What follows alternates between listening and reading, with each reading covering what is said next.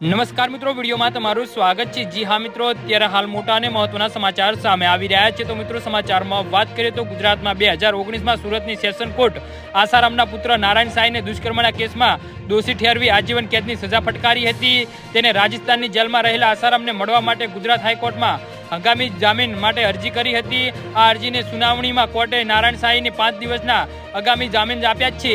જી હા મિત્રો, અત્યારે હાલ મોટા સમાચાર સામે આવી રહ્યા છે। આ અરજી પર સુનાવણી કરતા કોર્ટે નારાયણ સાંઈને પોલીસ એક્સટ્રોડ 5 દિવસ એટલે કે આગામી જામીન આપ્યા હતા। હવે કોર્ટના ઓર્ડર મળ્યા બાદ તેને 5 દિવસની જામીન શરૂ થશે।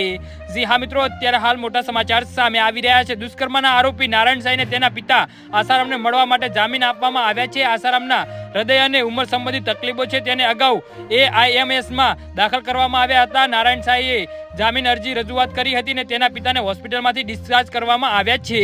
જી હા મિત્રો, અને તેઓ જોધપુર પહોંચવાના છે, જેથી તેમને મળવા માટે 7 દિવસના જામીન માંગ્યા હતા, જેથી કોર્ટે તેની અરજીને સુનાવણીને પોલીસ એક્સટ્રોડ પાસે 5 દિવસની જામીન ફાળવ્યા હતા।